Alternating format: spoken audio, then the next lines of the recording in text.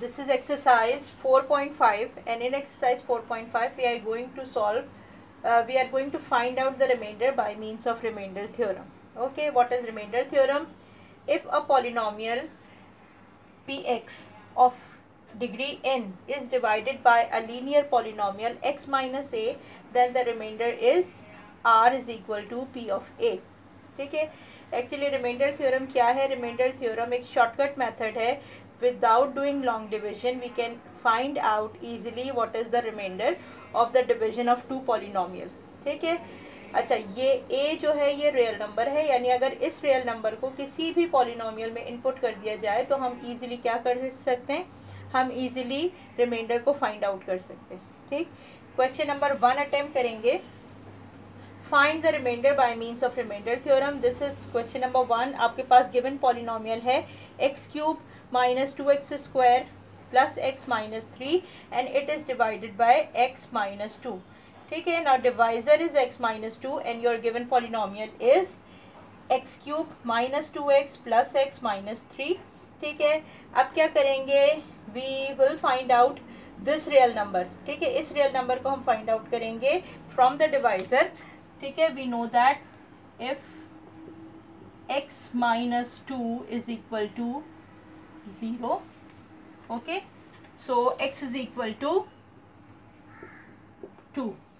ठीक है. नाउ ये वो रियल नंबर है. अगर हम इस रियल नंबर को इस पॉलिनोमियल में इनपुट कर देंगे तो we can find out the remainder. ठीक, so p real number is 2 is equal to 2 cube minus 2 multiply by 2 square plus 2 minus 3. 2 cube is 8. 2 square is 4. 4 multiplied by 2 is 8. And plus 2 minus 3 is minus 1.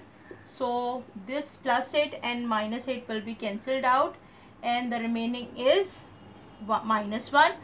So the remainder is minus 1. ठीक है.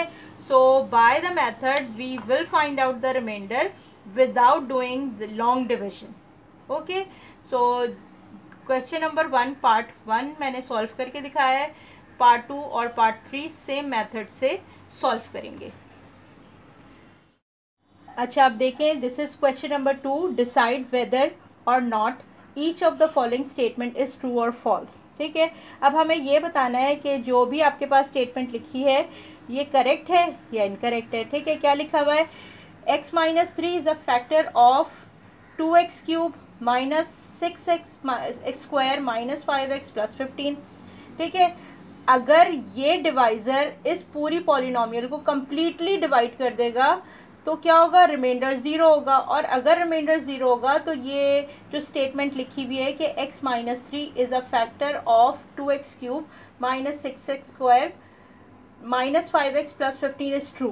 ठीक है, क्योंकि अगर दो polynomial एक दूसरे को कम्प्लीटली डिवाइड कर दें और रिमाइंडर 0 हो तो वो जो डिवाइजर है वो डिविडेंड का क्या कहलाता है? वो डिविडेंड का फैक्टर कहलाता है. ठीक है. अब हमने क्या किया? हमने हमारे पास गिवन पॉलिनोमियल क्या थी? 2x cube minus 6x square minus 5x plus 15. ठीक है. डिवाइजर से हमने रूट वैल्यू को फाइंड आउट किया. अब डिवाइजर से जब रूट वैल्यू को फाइंड आउट किया तो x इज इक्वल टू 3 आ गया. इस वैल्यू को अगर हमने इस पूरी इक्वेशन में इनपुट किया और इनपुट करने के बाद रिजल्टेंट देखा तो रिजल्टेंट क्या आ रहा है? 0 आ रहा है. ठीक है. तो हमने आंसर क्या लिखा? The remainder is 0. ठीक है. shows that x minus 3 is a factor of the given expression and this statement is true. okay, तो try क्वेश्चन नंबर 2 का पार्ट 1 मैंने सॉल्व किया हुआ है. आप क्या करेंगे? इसका पार्ट 2, पार्ट 3 और पार्ट 4 सॉल्व करेंगे और देखेंगे कि आपके पास जो गिवन स्टेटमेंट है वो ट्रू है या फॉल्स है. अच्छा स्टूडेंट्स, देखें, एक क्वेश्चन नंबर 2 में एक मैंने पार्ट सॉल्व किया था जिसमें आपके पास जो स्टेटमेंट थी वो ट्रू थी, और अब मैंने एक पार्ट जो है वो आपके पास सॉल्व करके दिखाया है जिसमें स्टेटमेंट जो है फॉल्स है. ठीक है. Actually this is part 4. ठीक है, ये पार्ट 4 है आपके पास. देखिए पार्ट 4 में क्या गिवन है आपके पास कि x minus 2 is a factor of x cube minus 8. ठीक, अब देखें हमने क्या किया, हमने इस डिवाइजर से फाइंड आउट की x की value, x plus 2 is equal to 0, so x is equal to -2। ठीक है, अब इस -2 को हमने इस पॉलिनोमियल में इनपुट किया। जब हमने इस पॉलिनोमियल में इनपुट किया तो -2 रेज़ टू पावर 3, ठीक है, यानी ये बन गया आपके पास -8, और -8 और -8 क्योंकि दोनों वैल्यूज़ के साइन सेम है तो सम करेंगे, यानी -8 और -8 बन के क्या हो गया, -16 हो गया। ठीक है, now remainder is not 0, any other number than 0, यानी कोई भी रियल नंबर हो सकता है लेकिन 0 नहीं है। इसका मतलब क्या है कि ये जो आपके पास डिवाइजर है ये इस पॉलिनोमियल का फैक्टर नहीं है। अगर ये इस पॉलिनोमियल का फैक्टर होता तो क्या होता, ये इसको कम्प्लीटली डिवाइड करता और रिमाइंडर आपके पास 0 आता।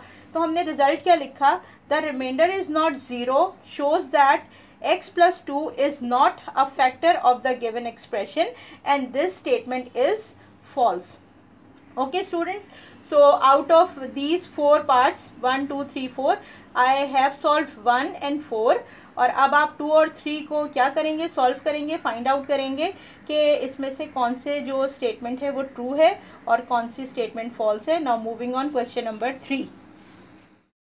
अच्छा भाई देखें, the last part of the exercise यानी question number 3 is show that 2 is the root of x cube -4x² plus 5x -2 is equal to 0।